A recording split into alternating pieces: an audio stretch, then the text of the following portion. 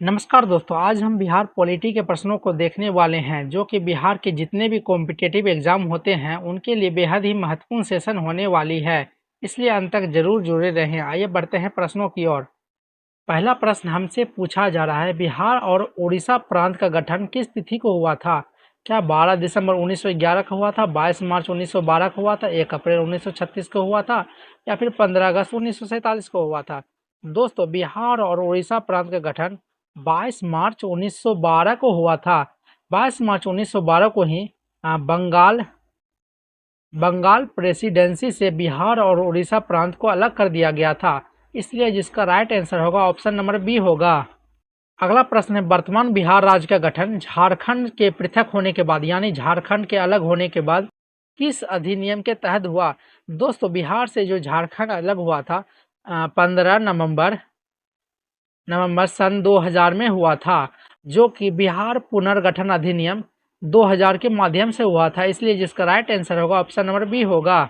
अगला प्रश्न, भारतीय संविधान का कौन सा अनुच्छेद प्रत्येक राज्य में राज्यपाल के पद का प्रावधान करता है? दोस्तों, अनुच्छेद जो 153 है, इसी में प्रावधान किया गया है कि प्रत्येक राज्य में एक राज्यपाल होगा। इसलिए जिसका राइट आंसर होगा ऑप्शन नंबर बी होगा। अगला प्रश्न, बिहार में कार्यपालिका की समझ सकते हैं संविधान के किस अनुच्छेद के अंतर्गत राज्यपाल में निहित होती है? दोस्तों, अनुच्छेद 154 के तहत ही कार्यपालिका की समझ शक्तियां जो है राज्यपाल में निहित होती है और जो है राज्यपाल इसका जो प्रयोग करता है, शक्ति का प्रयोग जो करता है वो संविधान के अनुरूप होकर करता है। इसलिए जिसका राइट आंसर होगा ऑप्शन नंबर ए होगा। अगला प्रश्न है, बिहार के राज्यपाल को सहायता एवं सलाह देने के लिए मंत्रिपरिषद का प्रावधान जो है किस अनुच्छेद में किया गया है? दोस्तों, अनुच्छेद 163 के तहत ही मुख्यमंत्री के अध्यक्षता में जो है मंत्रिपरिषद राज्यपाल को सलाह देता है। इसलिए जिसका राइट आंसर होगा ऑप्शन नंबर सी होगा। अगला प्रश्न है, निम्नलिखित कथनों पर विचार करें और जो है सही उत्तर चुनना है। पहला कथन है, बिहार में द्विसदनीय विधानमंडल है। ये तो सही है, बिहार में जो है विधानसभा एवं विधान परिषद दो सदन है। दूसरा कथन है, इसमें विधानसभा एवं विधान परिषद दोनों है। ये भी सही है। इसका जो प्रावधान है संविधान के अनुच्छेद जो है 168 में किया गया, ये भी सही है। इसलिए जिसका राइट आंसर होगा ऑप्शन नंबर सी, यानी तीनों कथन सही हैं। अगला प्रश्न है, बिहार विधानमंडल में वर्तमान में कुल कितने निर्वाचित सीटें हैं? क्या 240 है या फिर 242, 243 या फिर 245? दोस्तों, बिहार विधानमंडल में जो है निर्वाचित सीटों की संख्या 243 है। इसलिए जिसका राइट आंसर होगा ऑप्शन नंबर सी होगा। अगला प्रश्न है, बिहार विधान परिषद में वर्तमान में कुल कितनी सीटें हैं? दोस्तों, विधानसभा में वर्तमान में 243 सीटें हैं और विधान परिषद में वर्तमान में 75 सीटें हैं। इसलिए जिसका राइट आंसर होगा ऑप्शन नंबर सी होगा। अगला प्रश्न, भारतीय संविधान का कौन सा अनुच्छेद राज्य विधानसभा की संरचना से संबंधित है? दोस्तों, अनुच्छेद 170 जो है वो राज्य विधानसभा की संरचना से संबंधित है। इसलिए जिसका राइट आंसर होगा ऑप्शन नंबर बी होगा। अगला प्रश्न है, मैच द फॉलोइंग, सूची 1 को सूची 2 से मिलाना है। अनुच्छेद 153 का जो संबंध है वो है राज्यपाल से, 154 का जो संबंध है वो है कार्यपालिका शक्ति से, 168 का जो संबंध है वो है राज्य विधानमंडल से और जो 170 का जो संबंध है 170 का वो है विधानसभा की संरचना से। इसलिए जिसका राइट आंसर होगा ए का दो, ऑप्शन नंबर ए इसका राइट आंसर होगा। अगला प्रश्न, भारतीय संविधान के किस अनुच्छेद में राज्य के मुख्यमंत्री की नियुक्ति की जाती है? दोस्तों, राज्य के मुख्यमंत्री की यानी कि किसी भी राज्य के मुख्यमंत्री की नियुक्ति जो है उस राज्य के राज्यपाल के द्वारा किया जाता है और उसका जो संविधान में प्रावधान किया गया है अनुच्छेद 164 में किया गया है। इसलिए जिसका राइट आंसर होगा ऑप्शन नंबर बी होगा। अगला प्रश्न है, बिहार विधानसभा के सामान्य कार्यकाल संविधान के किस अनुच्छेद में निर्धारित किया गया है?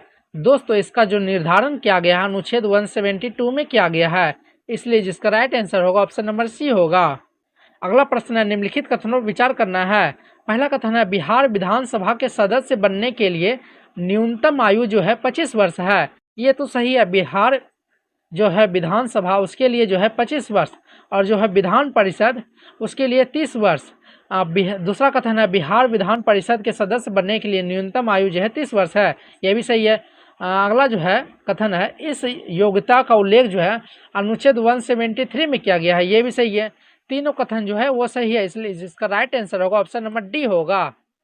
अगला प्रश्न है, राज्यपाल द्वारा बिहार विधानमंडल का सत्र बुलाने, स्थगित करने तथा विधानसभा भंग करने की शक्ति किस अनुच्छेद में दी गई है?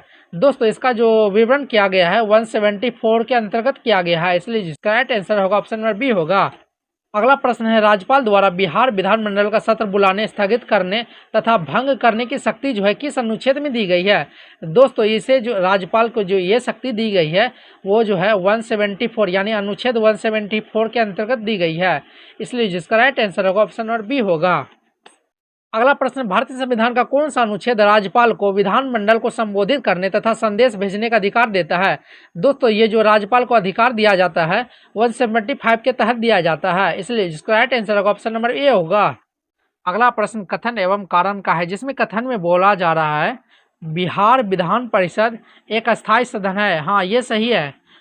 इसमें इसका जो कारण है, इसके 1/3 सदस्य प्रत्येक 2 वर्ष बाद सेवानिवृत्त होते हैं। ये भी सही है, कारण भी सही है और कथन भी सही है। इसलिए जिसका राइट आंसर होगा ए और आर दोनों सही है। आर जो है ए की सही व्याख्या भी कर रही है।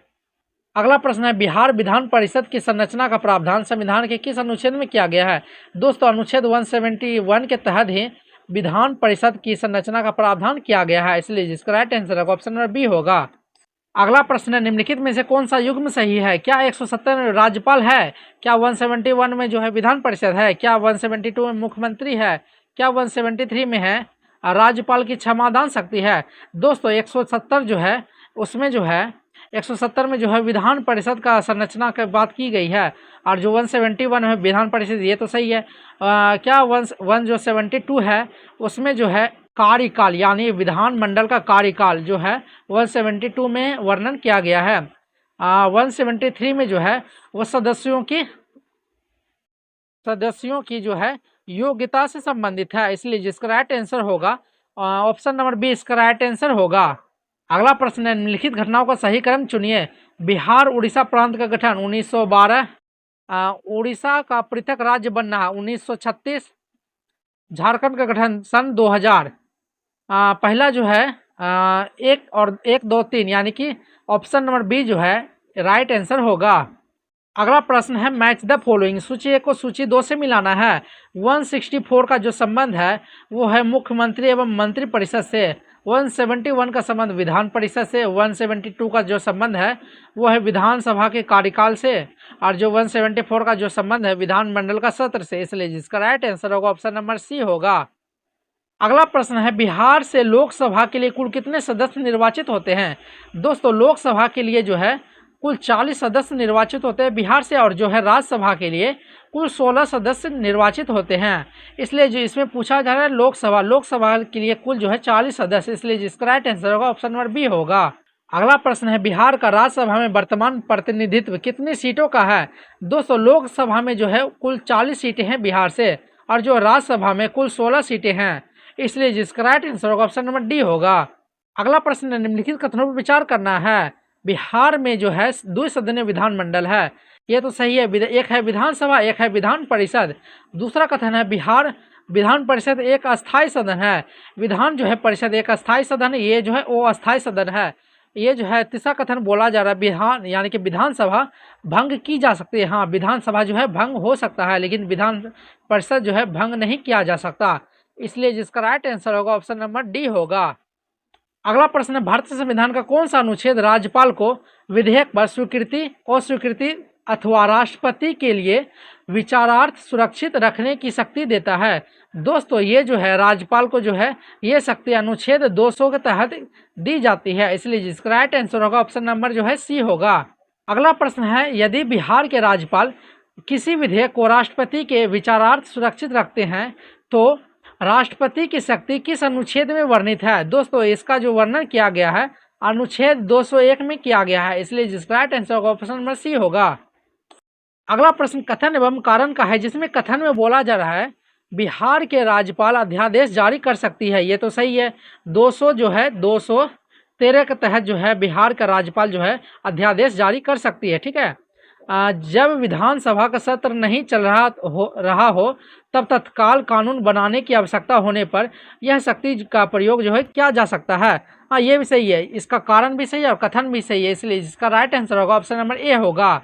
अगला प्रश्न है, निम्नलिखित में से कौन सा अनुच्छेद पंचायती राज संस्थाओं से संबंधित है? दोस्तों, अनुच्छेद 243 जो है से लेकर 243 ओ तक जो है पंचायती राज संस्थाओं से संबंधित है। इसलिए जिसका राइट आंसर होगा ऑप्शन नंबर सी होगा। अगला प्रश्न है, निम्नलिखित में से कौन सा युग्म गलत है? 153 का संबंध राज्यपाल, ये तो सही है। 170 का संबंध विधानसभा, ये भी सही है। 171 का संबंध विधान परिषद, ये भी सही है। क्या 174 अध्यादेश जारी, ये तो गलत होगा, क्योंकि अध्यादेश जो जारी करती है राज्यपाल वो 213 के तहत करती है, इसलिए जिसका राइट आंसर होगा ऑप्शन नंबर डी होगा।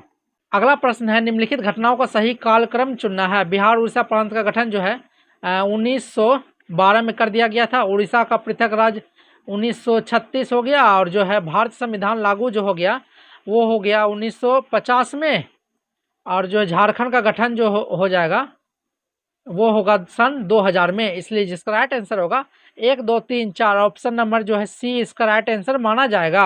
अगला प्रश्न है, मैच द फॉलोइंग, सूची 1 को सूची 2 से मिलाना है। अनुच्छेद 200 का जो संबंध है वो है राज्यपाल द्वारा विधेयक पर निर्णय। 201 का जो संबंध है वो है राष्ट्रपति द्वारा राज्य विधेयक पर निर्णय। 213 का जो संबंध है वो है अध्यादेश जारी करने का, जो राज्यपाल अध्यादेश जारी करती है 213 के तहत ही जारी करती है। 243 जो है पंचायती राज से संबंधित है, इसलिए जिसका राइट आंसर होगा ए का 3 यानी कि ऑप्शन नंबर ए इसका राइट आंसर होगा।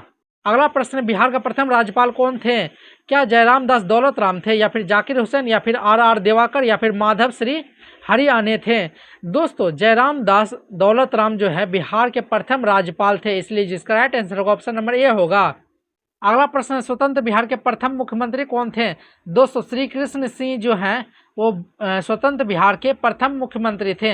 इन्हें जो है बिहार केसरी भी कहा जाता है, बिहार केसरी इन्हीं को कहा जाता है, इसलिए जिसका राइट आंसर होगा ऑप्शन नंबर सी होगा। अगला प्रश्न, निम्नलिखित कथनों पर विचार करें और जो है सही उत्तर चुनना है। पहला कथन है, बिहार में द्विसदनीय विधानमंडल है, ये तो सही है, एक है विधानसभा एक है विधान परिषद। दूसरा कथन है, विधानसभा जनता द्वारा प्रत्यक्ष रूप से चुनी जाती है, ये भी सही है, विधानसभा के जितने भी सदस्य होते हैं वो जनता द्वारा प्रत्यक्ष रूप से ही चुनी जाती है। तीसरा कथन है, विधान परिषद के सभी सदस्य प्रत्यक्ष रूप से चुने जाते नहीं, विधानसभा के जितने भी सदस्य होते हैं वो जनता द्वारा प्रत्यक्ष रूप से नहीं चुने जाते, बल्कि जो है कुछ सदस्य शिक्षक द्वारा चुने जाते हैं, कुछ राज्यपाल द्वारा मनोनीत होते हैं, कुछ स्थानीय निकाय द्वारा चुने जाते हैं, कुछ जो है छात्रों द्वारा जो है चुने जाते हैं, स्नातक छात्रों द्वारा चुने जाते हैं, इसलिए जो ऑप्शन नंबर सी होगा वो तो गलत होगा, यानी कथन 1 और कथन 2 सही है। ऑप्शन नंबर जो है ए इसका राइट आंसर माना जाएगा। अगला प्रश्न है, बिहार विधानसभा के सदस्य बनने की न्यूनतम आयु कितनी है? दोस्तों विधानसभा की जो न्यूनतम आयु है वो है 25 वर्ष, और जो विधान परिषद की न्यूनतम आयु है वो है 30 वर्ष, इसलिए जिसका राइट आंसर होगा ऑप्शन नंबर बी होगा। अगला प्रश्न है, बिहार विधान परिषद के सदस्यों का कार्यकाल कितना होता है? दोस्तों विधान परिषद के सदस्यों का कार्यकाल जो होता है वो होता है 6 वर्ष, और जो है हर 2 वर्ष में 1/3 जो है सदस्य यानी 1/3 सदस्य जो है सेवानिवृत्त होते हैं, इसलिए जिसका राइट आंसर होगा ऑप्शन नंबर सी होगा। अगला प्रश्न कथन एवं कारण का है, जिसमें कथन में बोला जा रहा है बिहार विधानसभा को राज्यपाल समय से पहले भंग कर सकती है, ये तो सही है, यानी विधानसभा का जो है भंग किया जा सकता है। इसका कारण जो है राज्यपाल यह कार्य जो है मुख्यमंत्री एवं मंत्री परिषद की सलाह पर करती है, ये भी सही है, कारण जो है कथन का सही निष्कर्ष भी कर रहा है, इसलिए जिसका राइट आंसर होगा ऑप्शन नंबर ए होगा। अगला प्रश्न है, निम्नलिखित में से कौन सा अनुच्छेद राज्यपाल को क्षमादान, दंड लघुकरण आदि शक्तियां प्रदान करती है? दोस्तों राज्यपाल की ये जो शक्ति क्षमादान की शक्ति है वो अनुच्छेद 161 के तहत जो है दिया गया है, इसलिए जिसका राइट आंसर होगा ऑप्शन नंबर बी होगा। अगला प्रश्न है, निम्नलिखित में से कौन सा युग्म गलत है? 153 के तहत राज्यपाल, ये तो सही है, 161 क्षमादान ये सही है, 170 विधानसभा ये सही है। क्या 172 में विधान परिषद की संरचना दिया गया? नहीं, 171 में विधानसभा की संरचना है, 172 में जो है कार्यकाल यानी कि विधानसभा का जो है कार्यकाल 172 में वर्णित किया गया है, इसलिए जिसका राइट आंसर होगा ऑप्शन नंबर डी होगा। अगला प्रश्न है, मैच द फॉलोइंग, सूची 1 को सूची 2 से मिलाना है। अनुच्छेद 153 का संबंध राज्यपाल से, 161 का संबंध क्षमादान से, 170 का संबंध जो है वह विधानसभा से, 171 का संबंध है विधान परिषद से, इसलिए जिसका राइट आंसर होगा 1 2 3 4 यानी ऑप्शन नंबर ए इसका राइट आंसर होगा। अगला प्रश्न है, निम्नलिखित में से किस अनुच्छेद का बिहार के दूसरे दिनीय विधान व्यवस्था से प्रत्यक्ष रूप से संबंध नहीं है? 168 का जो संबंध है वो है विधानमंडल से, 170 का संबंध है विधानसभा से, 171 का संबंध जो है विधान परिषद से। क्या 356 का संबंध जो है दूसरे दिनीय व्यवस्था से? नहीं, 356 का जो संबंध है वो है राष्ट्रपति शासन से, इसलिए जिसका राइट आंसर होगा ऑप्शन नंबर डी होगा। अगला प्रश्न, भारतीय संविधान के किस संशोधन द्वारा पंचायती राज संस्थाओं को संवैधानिक दर्जा दिया गया?